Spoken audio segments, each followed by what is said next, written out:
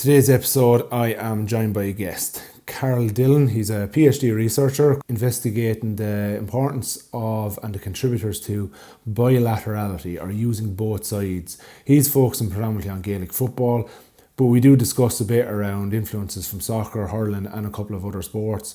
We look at the various bits Karol has investigated over the course of his studies, also in his master's prior to this, and I touch on some insights I have predominantly from the world of hurling, where using both sides is that bit more common. And we just see the various factors that lead to some players being more comfortable using both sides in the right situations than others.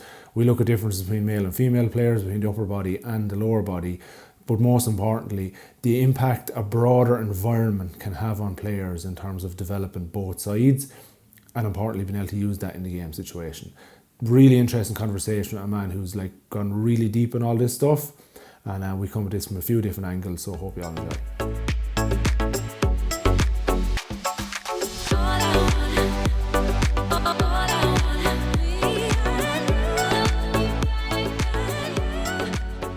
You're getting near the end of the PhD studies. The end is in sight.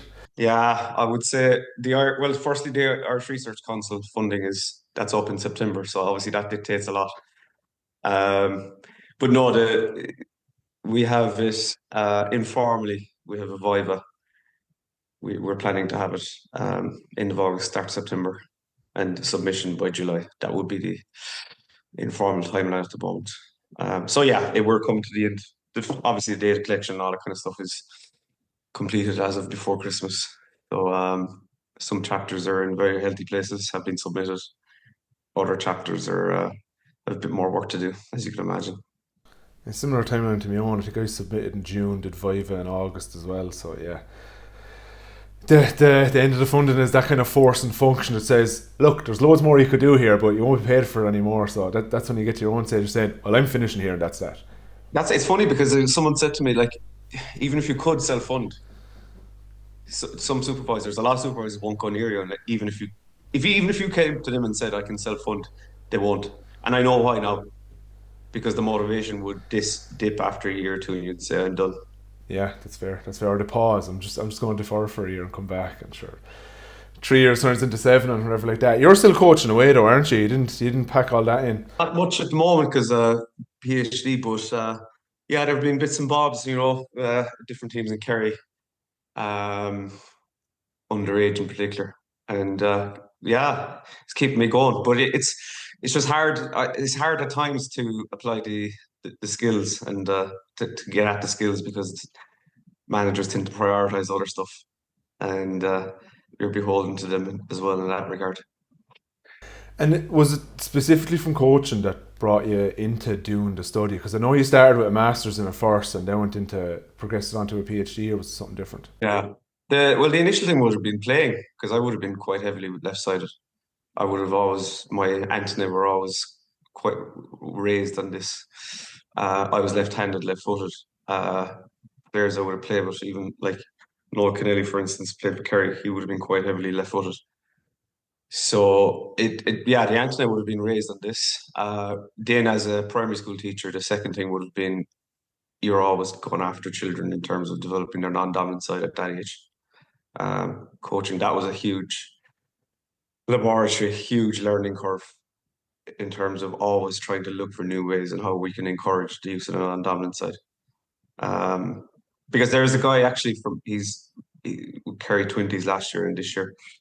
No relation. I'd be confident he'd play Kerry Senior next year. Karol Dillon.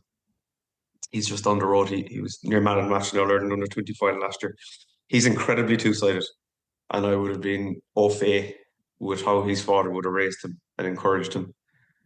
And but his non-dominant hand and his non-dominant foot from the time he was 6, 7 years of age. So because he was in the same school as me, and I was lucky enough to have him in fourth, fifth, and sixth class.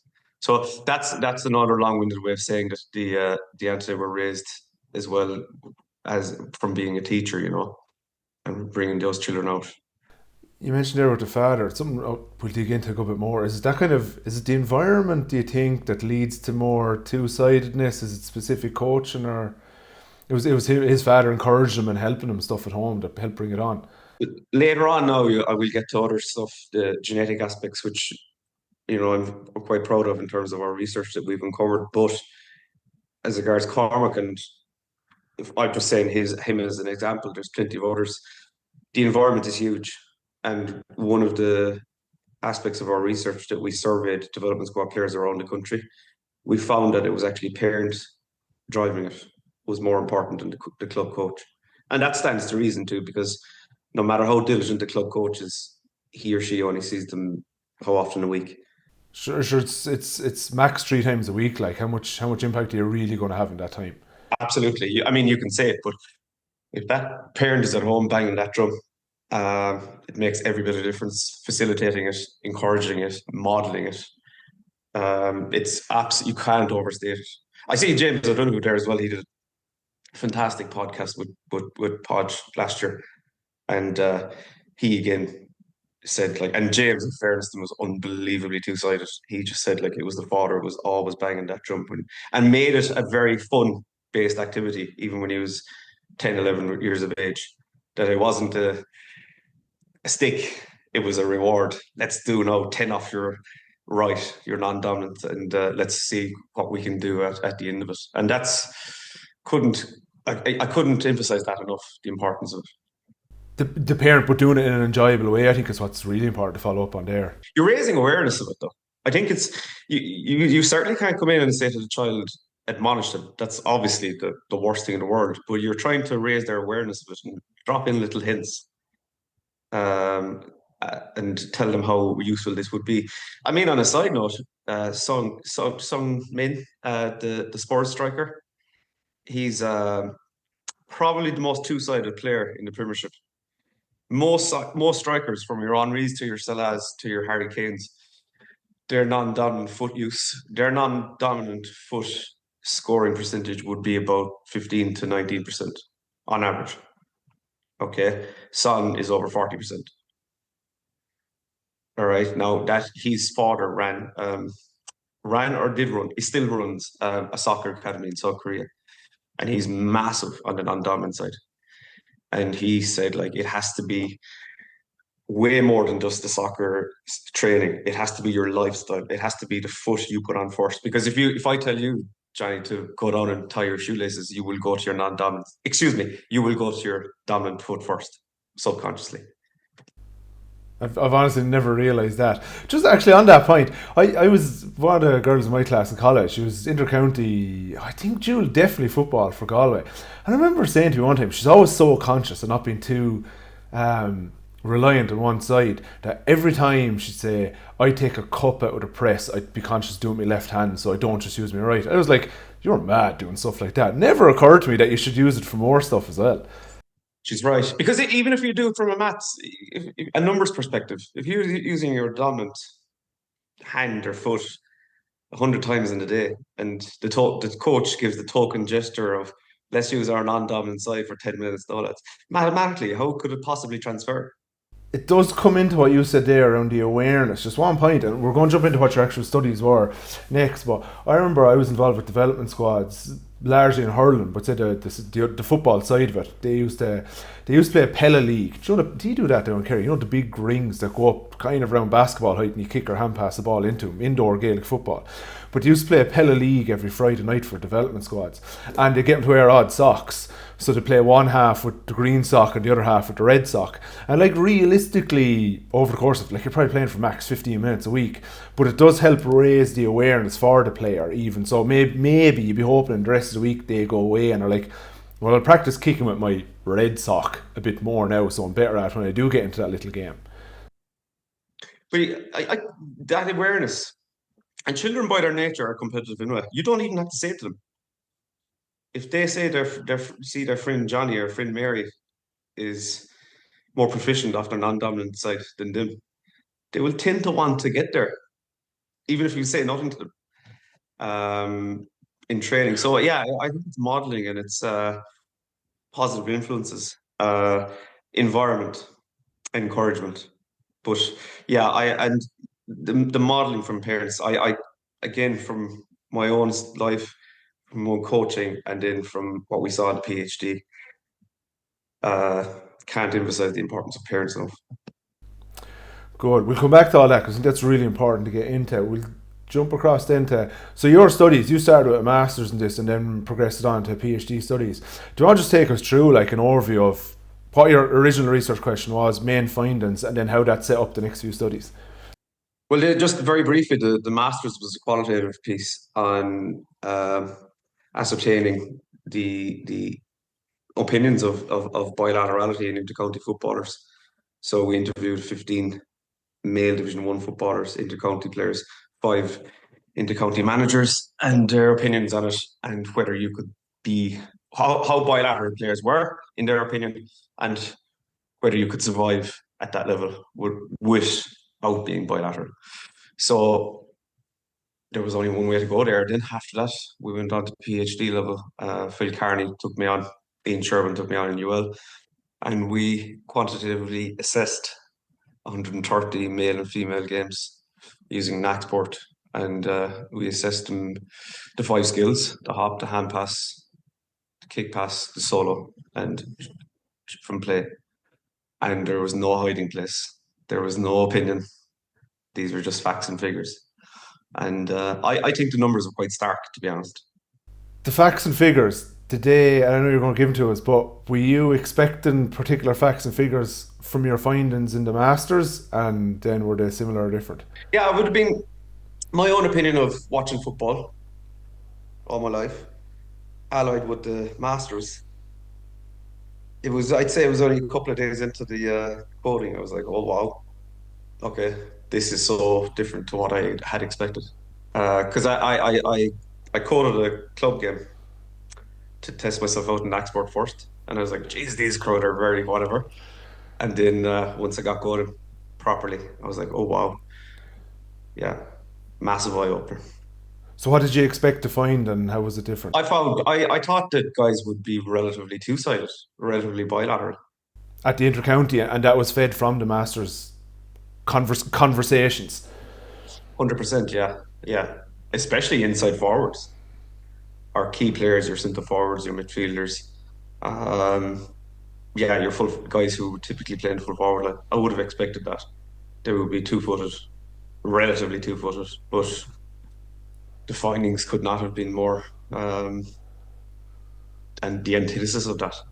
And like two-footed in terms of their shooting, or just general kick pass and solo and everything else as well, all of them. All categories were categorized separately, but pretty much all um, yeah, pretty much the same pattern arose from all skills. We found a hand was slightly more bilateral than the foot, and inside forwards at Division One level. The only one that would separate it, the Division One players from, we'll say, Division Two, Three, and Four, were maybe the inside forwards from shots from play. They tended to be relative to the others. They tended to be more two-sided, but that was marginal enough now. Were your initial thoughts going into that a little bit biased from your masters, and that you'd largely focused on more elite level players, so they're more likely to become elite because of the two-sidedness, and then when you went down to divisions, it maybe wasn't as apparent? Possibly. But I would have interviewed a couple of managers from the female side as well. Who would have had experience on the female side, and they would have had the view that you won't be able to survive on a female intercounty game unless you're two-sided. So it wasn't just shaped by the interviews with the Division One managers. Um, they seem to be shaped by a lot, both my experience and the interviews. Did you code LGFA games, or was it all males? Yes. Uh, much of a difference, male to female. Nope. Just equally focus on one side. Correct. Rather than dressing it up, that's as stark as I can say it. Make it. There was a very marginal difference between males and females. At Division One, male to Division whatever, female. We're talking marginal here. Players are predominantly one-sided, regardless of the skill. And percentage wise, you talking like 90-10 or? It's a really good question. So depending on the skill, yeah, on average you're talking 85% dominant limb uh, versus 10 to 15 non-dominant limb. A little bit of a nuance finding, I suppose. Female in a female game, we found they were slightly less, slightly more one-sided for the solo than the males. Oh, males are a little more likely to be able to solo off both sides, but tend to prefer a dominant side for kicking, whereas in female they tend to be more focused on the one side for both kicking and soloing. But yeah, for solo in particular and shots and play. But I mean, we're talking marginal differences here, John. And no big difference upper body, lower body, or anything like that. Because I'm thinking back to when I'm playing, I wasn't good, like, so I'm not a good example to give, but kicking predominantly right foot, the odd time with the left foot, I don't think I ever sold with my left. Hand passing, if I was going short, I'd use my left hand, but if I was going long, I would use my right hand. And I could never explain that one to myself either. Whereas you did notice a little difference, upper versus lower? There was a slight difference in the hand, the hop and the hand pass were slightly more two-sided. So yeah, it wasn't as stark. We're talking going down to maybe 70%, 75% dominant hand use, roughly. And what were the rest of your studies then, following on from that? Did that change the trajectory? Like, I assume you had a few studies lined up, and then you get these findings. You're like, oh, let's pull back a little bit here. We need to ask slightly different questions. Well, the main one actually was after a couple of weeks, I realized that dominance was skill dependent. I was quoting a certain player, and I was like, "What's going on here?" He was hand passing. I'll never forget it. He was hand passing with his right hand, and he was hopping with the other. But he was extremely one-sided for the hop on his right, and he was extremely one-sided for the hand pass on his left. He rarely used the other for each skill. So I had to go back and look at all the data and realize that, okay, one of the big findings we have is that dominance is skill dependent. Okay, you have your players, maybe two-thirds of males and females who are right hand, right foot, regardless of the skill, no problem. But you also have a significant portion of players where it's skill dependent. So they might be right hand dominant for the hop, left hand dominant for the hand pass, right foot for the solo, and left foot for the kick pass. Now that the consequences of that for analysis are self-evident. We can no longer just say that we see player X kicking off his right, ipso facto, he's right-sided. You have to go through him on a skill-by-skill basis. So, your follow-on studies then, what did they look to explain the original findings around the two-sidedness, or were they just kind of follow-ons from that of like refining? What a follow-on from phase one was skill, laterality was skill dependent, but also we found there was a curious finding in the sense of I made a list without naming them of the most bilateral male and female players in Ireland, of the ones we'd quoted. Now, obviously, we won't release those names. Now, there was a very clear pattern developing of both in the male and female population that the most bilateral, even though no one was bilateral, but the most bilateral players, there was a high percentage of them left-footed. Why is that, do you think? Do you have a specific research find or just opinion? Informed opinion, sorry. Yeah. So this is currently under review, and yeah, there. It looks. I mean, you have your right-handed world hypothesis, which is that if you're left-handed, you have to adapt to the world around you because, be it a computer mouse in a computer lab, a scissors, you have to develop your right-hand side to survive in the world. Then you've innate fighting hypothesis, which means that if you're marking a player in training, he's not used to marking, or in a match, they're not used to marking a left-sided player, and you have that advantage. However, what we found was it was deeper than that. That doesn't explain why those left-sided players in the male and female playing game were more two-sided. So there are cerebral issues, and specifically there are brain structural issues. Corpus callosum being one. There is research that would say that the corpus callosum is thicker in left-sided players, left-sided humans than right-sided. Now, the result of that is that the communication between the two hemispheres of the brain is more efficient. Is that something you're born with, or can it be developed over? You're constantly developing the right hand side as a lefty. That's something you're born with. Is there anything to be said, and it kind of feeds into your left-handed people have to adapt to a right-handed world? Is it because majority of coaches are right-handed just by being the majority of the population, so they demonstrate everything as right-sided people, and even though the left-sided person wants to do it left-sided, they are picking up off right-sided person, so end up developing a little bit of both? Is that a factor? We can't say specific. We can't say it's 100% because of cerebral issues. Absolutely, all of these things, as you outlined there, could play a factor. I mean, if there's a drill being modelled and it's primarily on the one side of the pitch for most of the players, it's for right-footed players, and there's one left-footed player in there. He's obviously been forced to use his right foot in that particular drill. That little incident there now would show that give it another reason as to why. Yeah, 100%. And you said it was a lot of inside forwards who tended to be more bilateral than the rest. We're, I mean, we're reaching here now. Okay, no, that's fair enough. Yeah, but I have a point on that, but you keep going first. But it was the inside forwards who tended to be. See, there's two parts to that now. It was for shooting from play, they tended to be more two-footed. Now there is a little bit of a nuance to this because we did code pressure as well, physical pressure and the pressure arc. So, and this brings us to a follow-on question. Our follow-on finding is that players, it would seem, won't use their non-dominant side unless they're absolutely forced to. Kind of regardless of how comfortable they are on either side. 100%. 100%. And regardless of whether it's the right thing to do or not. Because I do wonder, is it like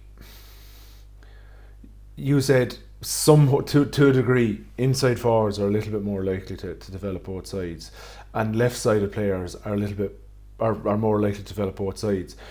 I'd wonder, like, is it a few steps back where, like, I'm thinking now, I've a girl about to turn 3 next week, and she's so obviously left-sided, and even though me and her mum are both backs, I'm like, nah, like, she has to go be a forward, because lefties are so much harder to mark, because it's the non, or it's the opposite of what a defender generally, like, automatically go, like, you go to block the right side, and then she's spinning away, like, if she plays or whatever, she spins away to her left, and is that why they sometimes slightly end up being better forwards, because they're a little bit harder to mark, and then they end up being a little bit better developing both sides as well. Like, this is really nuanced, and probably a few small examples of that.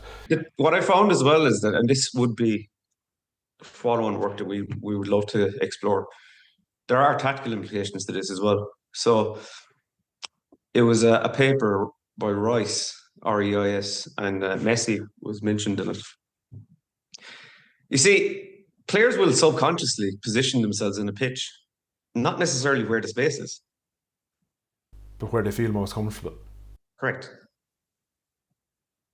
So I know, like, this isn't about naming certain players, but there are certain players who have a huge profile, and they will put inside forwards, and they will tend to come down the same channel. And it's coming down the same channel off the ball so that they can swing around onto their dominant foot. Are you going to that channel because you want to swing around onto your dominant foot? Or are you going to that channel because there's space? A lot of times there isn't space there. So if you go back to your child there, the left-sided child, well, if most players are right-footed and they tend to want to go to the same channel, it stands to reason there's going to be a little bit more space on the other channel. Because that's what defenders are used to, closing people off towards. Say as well, not what age is she, but what hand? She's left-footed. What hand is she? Oh, left. Oh, she's like, since 5 months old, she's been so obviously lefty. Yeah, because a big one as well that we found is the cross laterality. Yeah, I wondered a bit about that. What is your understanding of that? Not trying, but I'm trying to ascertain how well known that concept is. I know nothing about it. It's something I'm intrigued by. Like, I've seen it a few times, but see, coming from hurling, I'm wondering, is it often just forced on people? Like, put your right hand on top, because we're used to saying put your right hand on top. They see them play football and they kick with their left foot, and you're like, I wonder, actually, are they like fully left-sided, or and they were forced into holding it as a right-handed player, or would they actually be better off playing left-handed? So I'm often torn around that. Yeah, I'm not going to speak to the hurling thing. I certainly aren't. But what I am going to say is that from a football perspective, the players that I would have studied and then spoke to after, they are left-footed and right with their right hand. So they're left-footed and left foot dominant, right hand dominant. So they're cross lateral. Now, there are again cerebral aspects to this. And I mean, even from a very practical perspective, John, if you have a child and you're trying to coach them to kick with their non-dominant left foot, let's pretend the child is right foot and you're trying to coach them to kick with their non-dominant left foot. The hand drop from the non-dominant left hand to the non-dominant left foot, you have two non-dominant limbs working in conjunction with each other there straight away. The cross-lateral player, and we found this in the female population as well, immediately has an advantage there because he's only or she is only using one non-dominant limb in that kick pass. Is it partly a signal thing sometimes as well from some of the potential differences between upper body and lower body, that like, is there just a shorter signal sent from your brain to your hand versus your brain to your foot? Is that potentially why it might be easier to do some stuff more commonly with both hands and with both feet? Or is it like, are we more likely to just do more hand passing drills, hand passing games, and complete more hand passes in a game than we are kick passes? And that's why it's potentially more likely to develop both hands as opposed to both feet. Yeah, and the one thing I'd say from this overall, this conversation is it'd be very silly of me to exclude one possible scenario. This stuff is very much in its infancy. Laterality as a whole, I mean, around in sport in general, and obviously in GAA. This is the first study that has studied laterality. Or sorry, there was one in Cork as well. But at this level, it's the first of its kind. So it would be very silly of me to turn around and say, "Oh no, it's not X, Y, and Z." Um, but what I will say is that there are certain sports that work hand in hand with GAA players, and obviously your basketball is one of them. So the basketballers tended to be the ones who had basketball as a secondary sport. They obviously tended to be more two-handed in terms of the hop and the hand pass. So I would say in this imaginary world where you're trying to develop a child to be a county player, all right, is all these German block stuff. You'd be bringing them off to athletics on a Saturday morning. You'd be bringing them to gymnastics on a Monday night, and you'd be bringing them to basketball a couple of nights a week. Yeah, I suppose that's for a Gaelic footballer. As I'm thinking, if it's hurling or camogie, you bring him to badminton. Bring him to badminton instead of basketball. Although I think there's huge carryover from basketball to hurling as well, but that's an aside from another one. Just looking at other sports, then. So obviously it's in its infancy in Gaelic football. You were probably drawn or inspired by a couple of other sports, like soccer. Obviously jumps to mind because of its popularity. Were there bits from there that inspired some of the bits you did, or are findings a bit different? Yeah, I mean, Kerry, well known researcher in this area, he would have done a lot of work in Soccer World Cup in '98 and in 2006 it was, and found that players were predominantly, again, very similar to our findings. Regardless of the level, players were predominantly one-sided. However, there was a little bit of a caveat that he's studying soccer, and this was at World Cup elite level. That on the rare occasions players used their non-dominant side, they were successful, and that was relatively similar to our findings as well. On the rare occasions that players used their non-dominant side, they tended to execute the skill well or successfully, i.e., they kept possession. One thing I would wonder there is, are they potentially trying to complete a higher percentage pass over a shorter distance and feel more confident to do it with their non-dominant side potentially there? But that's getting a bit deeper on it. I think for us as well is there was other findings as well. I know I'm going back and forth, but you're trying to encompass it all. Is I would say that there's a ceiling. From what I know now, after 4 years PhD, year masters, I think there's a ceiling, and it's consistent with a Mark Corey finding. around non-dominant limb selection. There's a very, very key distinct difference between non-dominant limb selection versus non-dominant limb performance. I would not argue anything against saying you can improve your non-dominant side. Of course you can.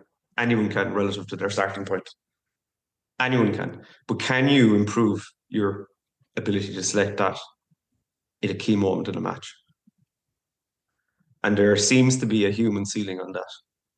To what extent? Like, is there a ratio or percentage there, or is that the only way No, to measure it? no, but anecdotally, if you look at, I'm not, I am answering your question now, but is there a ratio? No, but if you go back even to the All Ireland final last year, separate to his PhD, Liam Silk, 20 minutes into the game, kicks a lovely point off his left. The bones are 40 yards out. I think it was 6 or 7 minutes left to go. Relatively straightforward over the bar from less than 21 yards out. And he recycled, went back to Shane Walsh. So what is it that makes a player not use their non-dominant side? Like, pressure was probably one of the big parts there. All right, Confidence in yourself, in the situation, all like that. absolutely, yeah, absolutely. But if it goes back as well, coaches, we tend to in GA we tend to we have an awful lot to learn in how we coach the non-dominant side in Gaelic games, in sport in general. We really do know. Because this thing of, I'm not saying it's useless, I absolutely not.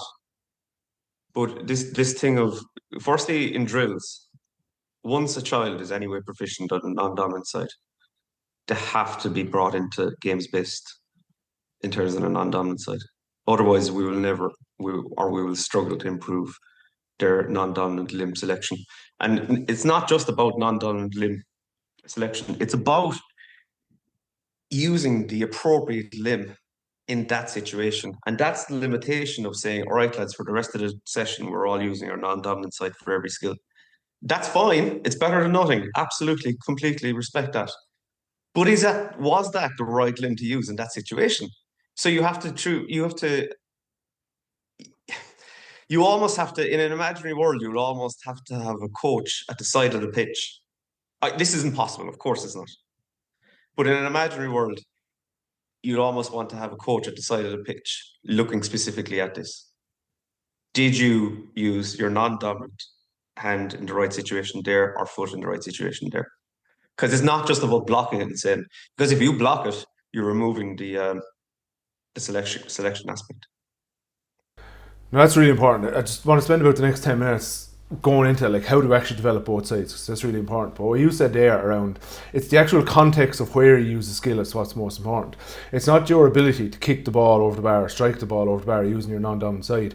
It's having the ability and being able to use it in the right situation. If I'm able to hit the ball over the bar on my left, but there's a defender standing on my left hand side that has not the right skill to use, then I should sidestep and cut back into my right, or hand pass or recycle it, using the hand that's appropriate for that skill. And that's why sometimes putting specific constraints on games, we're only going to use our left hand side, our non-dominant side, our red sock, or I remember seeing one in hurling one time, every second time it has to be a strike pass or a hand pass. I end up seeing people trying to stretch this really long hand pass that's not remotely on, and they're trying to give this 4 yard strike pass that's not remotely on. That, like, the constraints can work, constraints like that can work just in general to raise an awareness of it, but in general it's probably not the best way. And we're going to jump into this next now, it's about developing both sides environmentally, like outside of the training pitch, and you've been completely on top of it. And we touched on it earlier there around the parents and the other influences, so we might come back to that now. Like, what are, In case I forget it, there is one player, it'll be no surprise to anyone, is Shane Walsh. And when I look at Shane Walsh, I'm not looking at his ability to kick unbelievable points off both feet. Look, that's self-evident. If you ever look at Shane Walsh coming into a tackle, he so often, almost invariably, uses the appropriate hand for the hop or the appropriate foot for the solo, or carries the ball in the appropriate hand. It's so subtle. He's absolutely amazing to look at. His ability to always use the appropriate side. coming into a tackle. And I think sometimes we can just look at the end product and look at their ability. We have an obsession in this game with the kick pass or shooting from play. And I'm like, yeah, all right, I understand that, but like, what about the hop and the hand pass? Or even before we even get to the skills, John, what about our ability to hold the ball in both hands? So I think, yeah, that's a thing I'd love to speak to coaches. And at coaching conferences and talks I've given, this is the stuff I'm trying to get out to them as well. Is we shouldn't underestimate the importance of using the ability to use both hands. They're key skills. And one of the bits I wonder, I think it's a good starting point here as we really dig into what we can go and do is around language. Like, use your non-dominant side. It doesn't flow on a training. Like, you definitely don't want to say strong side, weak side. But what's the best to do there? Well, like this is a particular team I was involved with. It was around development squads really. Um, the starting point was that to get the kids in at the start of the year, and they had to write down. There were certain details which isn't relevant to this, but they had to write down their dominant limb for each skill. Now, the reason for that is the main reason is that there's less hiding place, so that you would be amazed. And then I'm not critical of coaches here because how would they know if they've 30 kids in front of them? How would they know? But they won't know what the dominant hand or foot for a lot of those players are. And then okay, quickly they'll figure out the dominant foot, but they may not know the dominant hand. So it's very easy for that child to hide or to go through the system. So to answer your question, I think that has to be the starting point, is that there has to be an awareness of what from the coaches what their dominant and non-dominant hand is and limbs for each skill are. Um, And do you get them to use identifiers then in training, like a different colour sock or a wristband ratting, so that you can encourage the use of use your wristband hand, use your red sock, use your whatever? yeah, I would say I'd be very, very open to that, especially below at your nursery, at your 9, 10, 11, 12 years of age, maybe even, yeah, around the different color bands and legs is, yeah, would absolutely be good. As long as there's an identifier there. So, because you are right, the use of the non-dominant is, it's a bit cumbersome at that age group in particular. And like, is it worth doing both sidedness as early as possible, or do you kind of wait till they're able to kick properly now on their, we'll use right for example, now we'll start development left, or do you try bring them along together? I would say start as the same time. And by the way, people are going to say, look, oh yeah, how are you supposed to throw a child in to encourage their non-dominant if they can't connect with the ball? No, but I'm not saying that. I'm saying once there's proficiency there in a closed drill, but anyway, then you go you encourage it in a game-based situation. But in relation to no, I would say there's a bilateral transfer anyway. Um, so some studies have shown that if you sequence your skill acquisition and go non-dominant first, it'll transfer over to dominant. Whereas that sequence doesn't tend to work as much in dominant to non-dominant.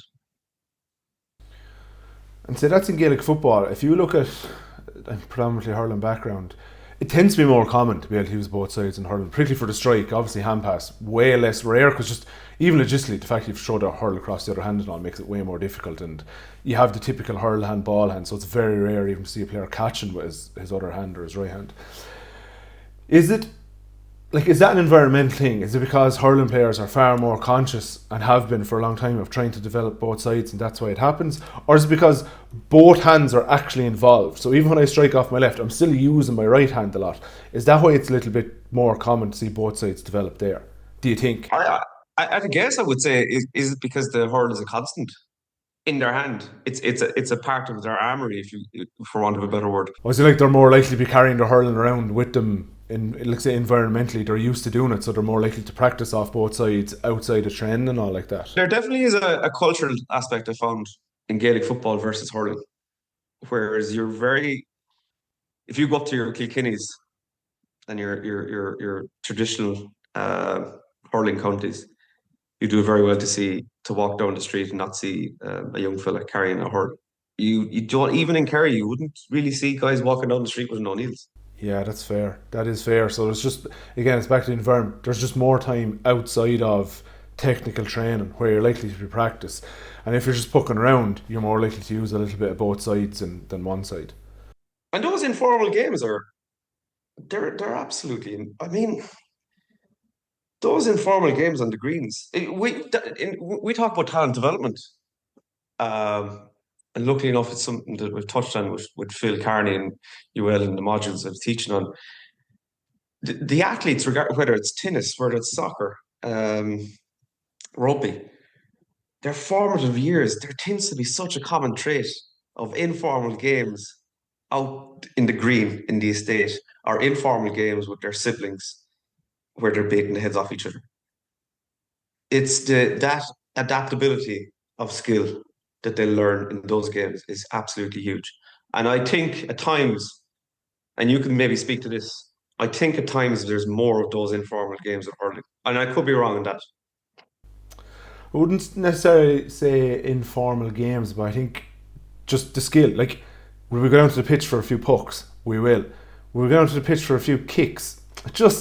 It's not as common. But if you go down to the pitch and there's a ball there, you're more likely to break into a game of soccer than you are into Gaelic football. Like, every pitch you go to, even every hurling pitch, there's probably a few young lads playing a little game of soccer there, or they're pucking around the ball. It's rare you see them. Now, I live in Kilkenny, so that's obviously biasing it a bit, but it's very rare you see those informal games of Gaelic football actually breaking out. But it was when intercounty players said it to me as well. Like, I suppose there's a practical thing. If you're on your own and you've heard, I assume most clubs have a wall ball. Would that be fair? Most do, or like, you're conscious even, go to nearly every house now around here anyway. People have a specific block of a wall for pucking off. Okay. Whereas someone brought it home to me that if you go down to your pitch with an O'Neill's, if you're on your own, there's a practicality of it. Right, I kick this ball over the bar now. Jesus Christ, I have 90 seconds or 2 minutes before I get it back again because I have to go back. That might be, might seem trivial, but it's a factor. And a bag of 5 O'Neill's balls is dear enough. A bag of 6 or 12 slitters is, it's a cost, but it's a fraction of the same amount of footballs. Like, Yeah. Yeah. How much would a Slater be actually? oh, I have no idea. I've never bought one. There's always just like everyone has a slitter they've picked up at a pitch. Like, Yeah. Yeah. I mean, these balls are up to 60 euro easy. Like, do you know what I mean? So, yeah, you're right. yeah, there's a practicality side of it there. Then, just then, because I've noticed a few common ones in hurling. I'll touch on in a second. Are there any like common mistakes in football, both from the technical side, but also from like as a coach, I'd avoid doing this if you want to try and develop both sides and some of your players. Well, the first thing, I think it's very hard to say avoid because I think if there's any effort at all being made, it has to be encouraged by coaches to develop a non-dominant side um, within reason because some aren't making any effort at all. What I would say is that coaches in general tend to underestimate how big a process this is. This is not S&C, and I'm not taking away from S&C, but if I get a program from you, John, and I follow it to the T, you test me at the beginning of the program and you give me the program and I do it to the T for 3 months, I will get concrete results relative to my starting point. I think with skill acquisition in general, it can be a grey enough area in terms of how you measure before and after. That's number one. And number two, it can be a very, very, very slow process. And then coaches can get a bit discouraged. Players can get a bit discouraged and say, what's the point? So what I would say is this has to be seen as an ongoing process, regardless of the coach and the club. There has to be an overriding gospel within the club that the 11s and the 12s and the 13s are hitting this regardless of the coach. This is a long-term process. And this is not about their ability to succeed, quote unquote, at the end of year 12. This is about encouraging no matter how bad it looks. Aesthetically, this will look bad and a lot of starting points. But this, unless they get over that, they will stop. And then if they stop, it's very hard to get them to start again because aesthetically they're back to the square one. So what I would say is that they have to recognize the importance of the long-term view. They have to recognize how individual this is, i.e., skill by skill basis, limb by limb basis. They may also have to recognize that left-sided players may have a genetic advantage and not to compare. And I would say that even if you're giving 10 minutes at the end of a session, that's great. It's a start. But be cognizant of the limitations of that, because we're not necessarily just trying to improve their non-dominant performance. We're trying to improve their decision making and using the appropriate limb. And I suppose the final thing I would say is that the research, there's so much more we could do. And one of obviously the discussion part of the PhD is identifying future areas where we could go with this if we could. And there are clear tactical implications to this. So it's about raising awareness of this as well. This isn't just about the guy in possession. Because having the option to use both sides in an awful lot of situations, it just gives you so many more options to get out of trouble, to execute a pass, to get a score, whatever the case may be. But as a golden rule, I would say I've said this to coaches: is the player getting the ball and going onto their dominant side, or is the player looking up? So we'll start again. Is the player getting the ball, going onto their dominant side first, and then scanning what's available? Or is the player looking up, scanning what's available, and then applying the appropriate leg or hand? Because there's a distinct difference. If you go with the first, you've already cut down half the pitch. And that is just limiting so many of your options immediately. Whereas if you look up and suddenly every option is available to you, because you can use both sides for all of the skills. And again, I just happen to. I'm applying the scientific here in terms of the PhD anecdotally with kids I would see around here. There's a guy from the Stole as well, Eddie Healy. He's Kerry under 20 last year and this year. He's in with Kerry seniors at the minute. He's a fabulous example of a guy who maybe wasn't the best on his non-dominant side at 13, 14, but through sheer hard work, bags of footballs, and raised awareness, he has an incredible left foot. And what I would say about him as well is that he will, which is rare enough, around the middle of the field, when he's playing midfield, he will use his left foot to take a free, depending on how much he wants to open up the pitch. Now that's quite rare actually to have that awareness, because when most players in frees, when they're taking a free off the hand, they will, even if it's just a kick pass, they will go their dominant foot. So again, it's just he's very, very clever, very high game IQ to know his angles. Is there any limit age-wise on when you can develop the non-dominant side? Again, that was something we looked at in year one, and there is no. It's called a sensitive area, or the sensitive spot to skill development, and there is no research to show that there is a certain age. Okay, some researchers went in with a hypothesis that maybe 14 to 16 is the sensitive spot. There is no evidence to suggest it is. What I would say is that it becomes a game of numbers. So if you have used your dominant foot 20,000 times by the time you hit 18, and you've only used your non-dominant foot 500 times, well, obviously that's a big gap to close. Yeah, that makes sense. So you just mentioned an older player there and a bag of footballs and went away and practiced. I'm like, is it easier potentially to develop it at age 6, 7, 8 versus 17, 18, 19, 28, 29, 30? Or is it just, as you said, it's the influence of all the repetitions prior to that are just going to make it a little bit more difficult? Now, there's definitely players you could name who have developed a non-dominant side, even as senior in the county players. Absolutely. Declan Sullivan, he would say to you himself that when he came into Kerry first at 19, 20, he was using his right foot to stand on.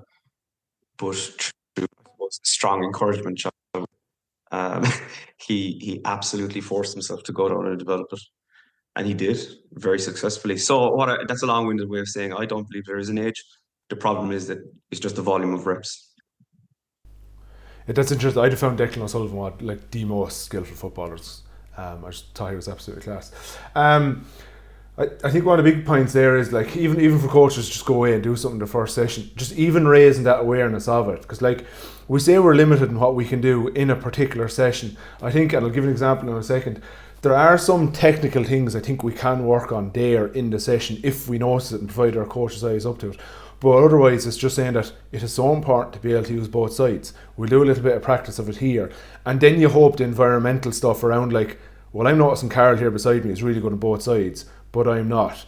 By the time we're doing this particular drill or game or whatever in 4 weeks' time, I'd love to be better on both sides. So I'm going to go away and practice on my own. I think that's one of the real drivers alongside correct encouragement and support from home, not go out to the wall there and kick the ball 50 times off your left foot versus here's a little game, let's try and knock down this bottle, let's try and knock down this can, see how many you can do, see what score you can get by knocking these down your right and on your left. And as a parent, like, tracking the score is fun, but also like playing the game yourself and let them see, oh, you're practicing those, you're going way better on both sides, whereas I'm still really favouring my right.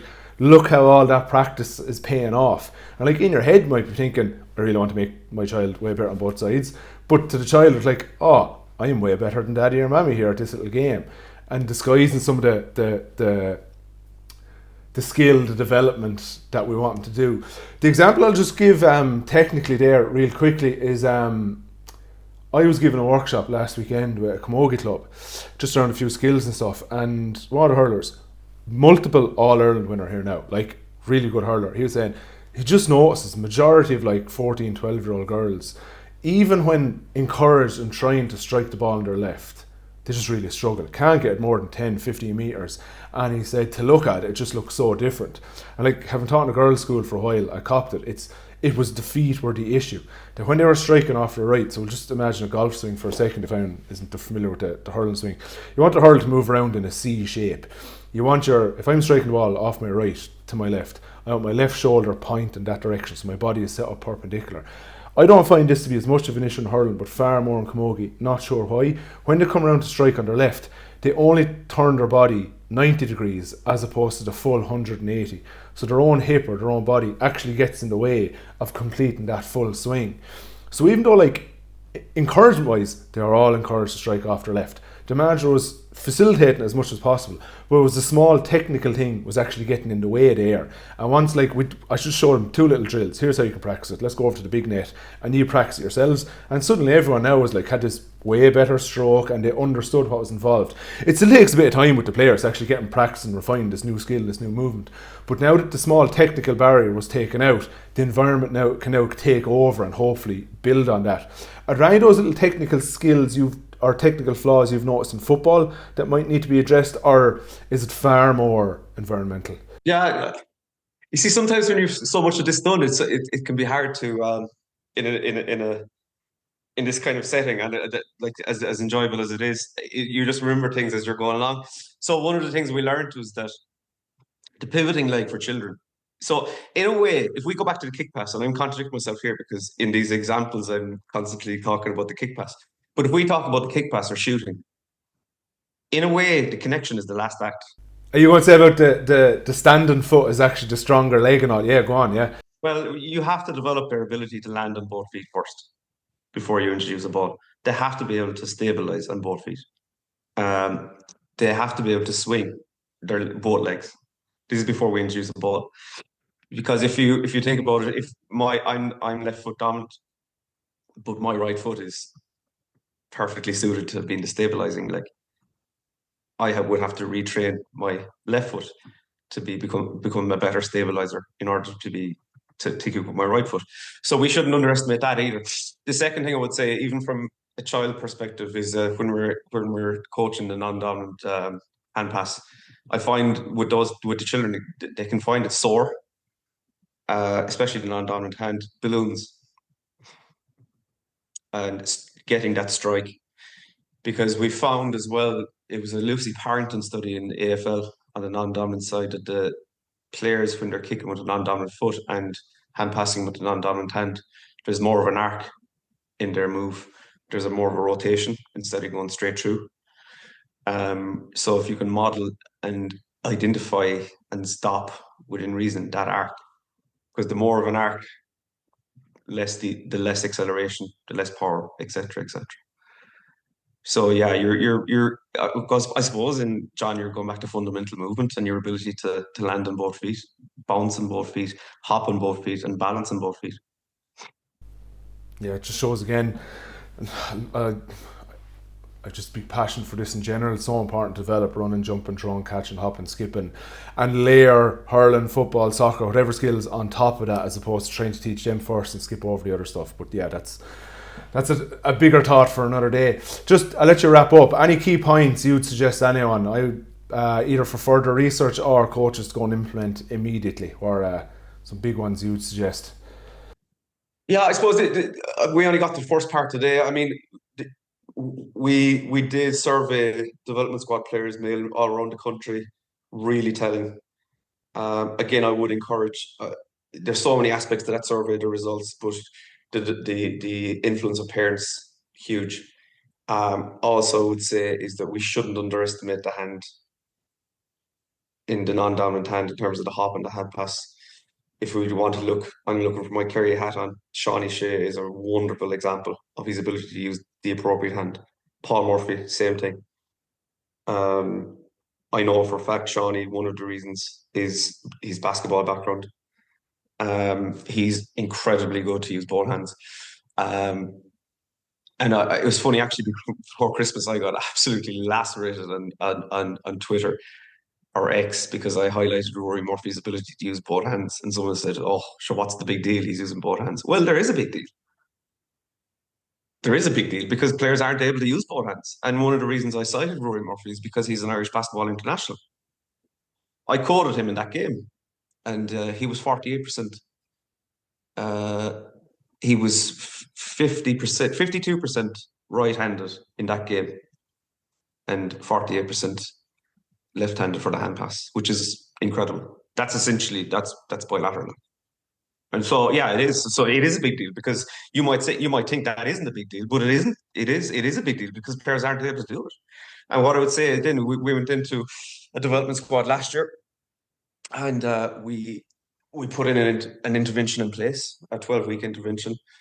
And the key aspect to this intervention, which was different to previous interventions in maybe soccer, was that we analysed it before and after using a games-based approach, i.e., they were coded using that sport at the start of it in their training games, and then they were coded every week using that sport in their training games, not in drills, or not in a skills-based assessment. I would say to anyone here who's listening to this, I'm getting really into passionate now. We're already getting going, John. But I would say to anyone is like, I am absolutely no doubt whatsoever the non-dominant side can be improved in terms of a skills-based assessment, a closed skill-based assessment. To me, the golden nugget is your ability to improve that in a game-based situation. I think that's an excellent point to finish on there. Yeah, because like, what's the point of developing it in isolation? It has to be developed in a way that I can go and be applied then in the game. Yeah. Excellent. No, fair play, Karol. That's been absolutely top class. Some really good stuff there around like what we can go and do, but also the environment, the atmosphere, and everything we can set up, everything that way.